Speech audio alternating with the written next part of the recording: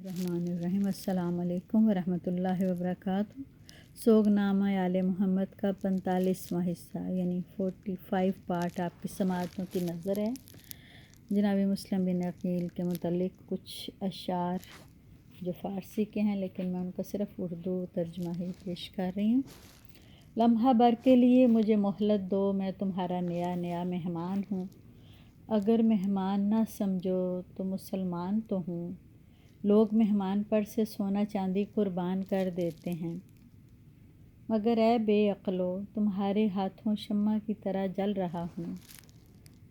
ایک گروہ نے میرے سر پر مکانوں کی چھت سے آگ پھینکی، دوسرے گروہ نے دشمنی کی وجہ سے مجھ پر پتھر برسائے۔ مجھ پر رحم کرو اور مجھے ایک گھونٹ پانی دو، پیاس کی وجہ سے میرا صبر و سکون ختم ہو گیا ہے۔ مجھے ایک لمحے کے لیے بھی زندگی کی امید نہیں ہے، لیکن مرتے وقت میں حسین علیہ السلام کے لیے پریشان ہوں۔ عبداللہ بن مسلم کی شہادت۔ حضرت مسلم علیہ السلام کا ایک عبداللہ نامی فرزند تھا۔ آپ اپنے ماموں حضرت امام حسین علیہ السلام کے کربلا میں مددگاروں میں سے تھے۔ آپ نے کربلا میں ہی جام شہادت نوش فرمایا۔ آپ شہید کربلا ترمح کی شہادت کے بعد اپنے ماموں امام حسین علیہ السلام کے پاس حاضر ہوئے اور آپ نے راہ حق میں شہید ہونے اور یزیدی سپاہ سے جہاد کرنے کی اجازت طلب کی، اور امام نے فرمایا، اے بیٹا، آپ کے والد بزرگوار مسلم علیہ السلام کا عالم مسافرت میں بے یار و مددگار شہید ہو جانا آپ کے لیے اور آپ کے خاندان کے لیے کافی ہے۔ آپ پہلے ہی رنجیدہ ہیں۔ عبداللہ بارگاہ امامت میں عرض کرتے ہیں، ماموں جان، میں روز قیامت کس طرح اور کس منہ کے ساتھ اپنے جد امجد رسول اللہ صلی اللہ علیہ وآلہ وسلم سے ملاقات کروں گا؟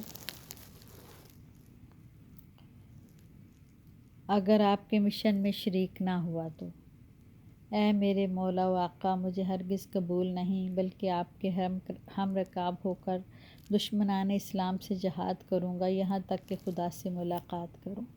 امام نے آپ کو اجازت دی۔ آپ میدان میں پوری جلالت کے ساتھ نکلے۔ آپ نے اپنے بازوؤں کو بلند کیا اور اس طرح رجز پڑھا، میں بنی ہاشم کا بطل جلیل ہوں، میں دختر رسول صلی اللہ علیہ وآلہ وسلم کے فرزند ارجمند کی حمایت کروں گا، جو کہ علی کی نسل سے شیر مرد ہے۔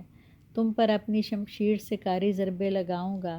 قیامت کے دن بارگاہ یزدی میں فلاح و کامرانی کا امیدوار ہوں۔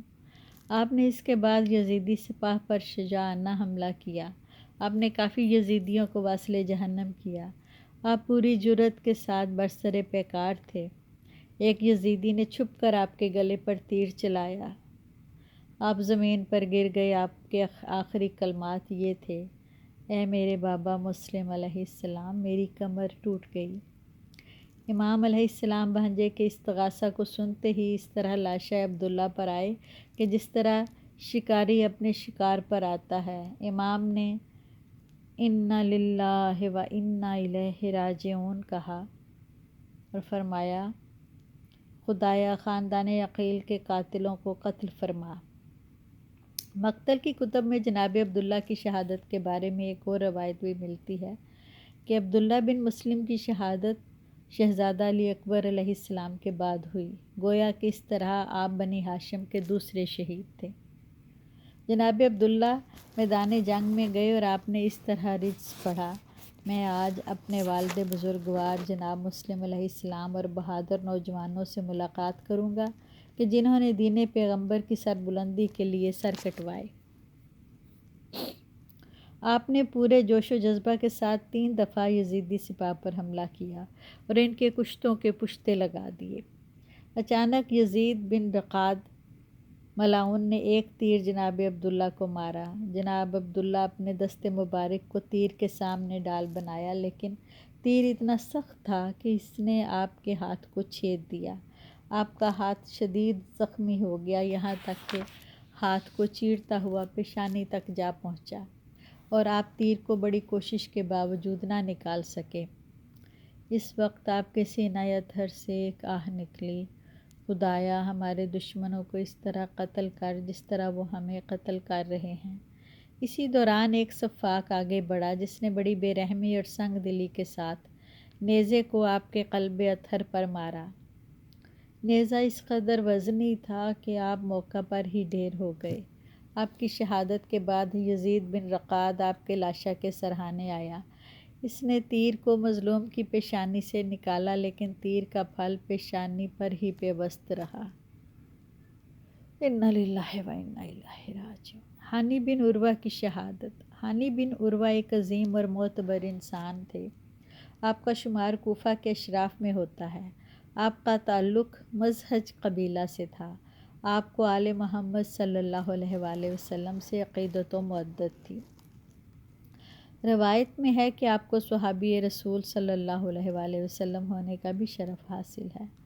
آپ کی شہادت کے وقت عمر 89 یعنی 79 سال تھی۔ ہانی کوفہ میں ایک عظیم شخصیت کے مالک تھے۔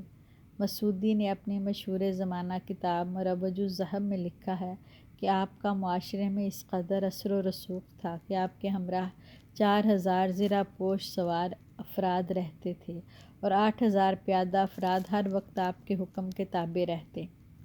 ہانی نے سفیر آل محمد صلی اللہ علیہ وآلہ وسلم کے ساتھ ہر ممکن مدد کی اور مسلم کی میزبانی کا شرف آپ کو حاصل ہوا۔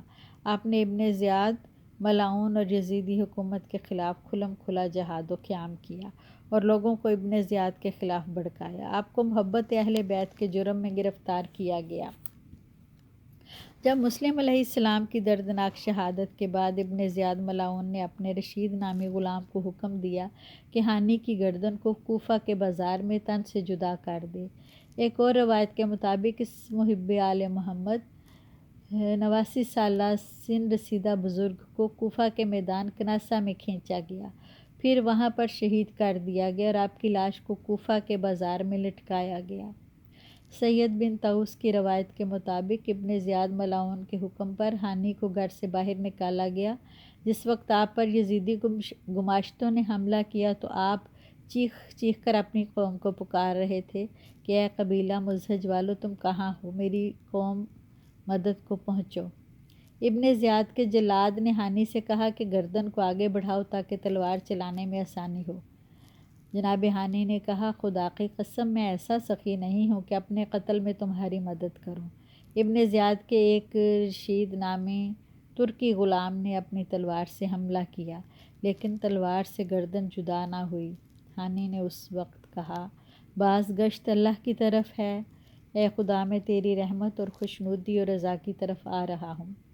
پھر اس غلام نے آپ کی گردن پر دوبارہ ضرب لگائی، آپ اسی وقت شہید ہو گئے۔ انا للہ و انا الیہ راجعون۔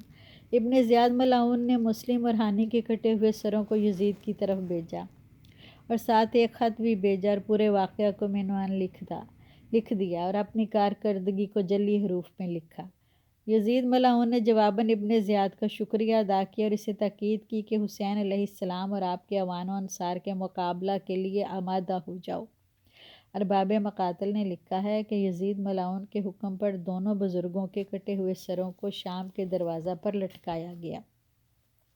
عبداللہ بن زبیر اسدی نے مسلم اور ہانی کے غم میں یہ مرثیہ پڑھا ہے، اگر تمہیں موت کے بارے میں علم نہیں تو پھر تم مسلم اور ہانی کے بدنوں کو بازار میں دیکھو۔ ایک دلاور وہ ہے کہ جسے شمشیر سے شہید کیا گیا، دوسرا وہ ہے کہ جس کے سر کو جدا کر کے بلندی سے زمین پر پھینکا گیا۔ امیر ملعون کے حکم پر دونوں کو گرفتار کیا گیا، روزگار زمانہ کے ہاتھوں مجبور ہو گئے۔ ان شہداء کے احوال کو مجالس عزا میں ذکر کیا جائے، ان کے بدن نازنین کو سر کے بغیر دیکھو گے کہ موت نے جس کا رنگ تبدیل کر دیا ہے، اور ان کے لہو کو دیکھو گے کہ ہر طرف بہایا گیا۔ شاعر نے جناب مسلم علیہ السلام اور میزبان ہانی مسلم علیہ السلام ہانی کی دردناک شہادتوں کو ذیل میں اشعار کی صورت میں بیان کیا ہے، جو قارئین کے سوگ میں اضافہ کا سبب بنیں گے۔ اگر تو چاہتا ہے کہ موت کو اپنی آنکھوں سے دیکھو تو مسلم اور ہانی کو بازار میں دیکھ، ایک قوی ہیکل شخص نے تلوار سے اس کا چہرہ زخمی کر کے اسے قتل کر دیا اور مسلم علیہ السلام کو محل سے نیچے پھینک دیا۔ زنازادے کے ہاتھ ان کے خون سے رنگین ہوئے اور اس کشت و خون اور جرم کی بات مشہور ہو گئی۔ وہ جسم موت کی وجہ سے جس کا رنگ خراب ہو گیا، وہ جسم جس کا خون پہاڑ کے دامن پر بہا۔ ذلیل اور اوباش قسم کے لوگوں نے مسلم علیہ السلام اور ہانی علیہ السلام کے بدنوں کو ایک رسی سے باندھا اور بازار کوفہ میں کھینچا۔ جب قبیلہ مزہج کے لوگوں کو معلوم ہوا کہ ان کے سردار ہانی کی لاش کو سرے بازار کھینچا جا رہا ہے اور ان کی لاش کی تذلیل کی جا رہی ہے، تو وہ گھوڑوں پر سوار ہو کر ان اوباش قسم کے لوگوں کے پاس آئے اور ان کے ساتھ جنگ کی، اور وہ فتح یاب ہوئے اور ان سے دونوں بزرگوں کی لاشوں کو چھین لیا، ان کو نہلا کر دفن کر دیا۔ عرب شاعر نے جناب مسلم علیہ السلام کی خون چکا شہادت پر اس طرح مرثیہ کہا ہے: تجھے رسیوں میں جکڑ کر محل سے زمین پر پھینکا گیا، کیا آپ کا کوئی عضو سالم رہا ہوگا؟ آپ کے جنازہ کو رسیوں میں باندھ کر برے بازار میں کھینچا گیا، کیا آپ اس شب سے پہلے ان کے امیر و رہبر نہ تھے؟ آپ اس جہان فانی سے چلے گئے، لیکن آپ کی غربت و بے کسی پر کسی نے آنسو نہ بہائے۔ کیا شہر کوفہ میں کوئی ایک بھی نہ تھا کہ جو آپ کی عالم غربت اور بے وقت شہادت پر ندبہ کرتے؟ آپ جلدی ہمیں سوگے سمندر میں چھوڑ کر چلے گئے، لیکن جب ہمیں زرود کی سرزمین پر آپ کی درد انگیز شہادت کی خبر پہنچی تو اس شب آپ کے عزیزوں، دوستوں اور وابستگان نے گریہ کیا۔ لا لعنت اللہ علیکم۔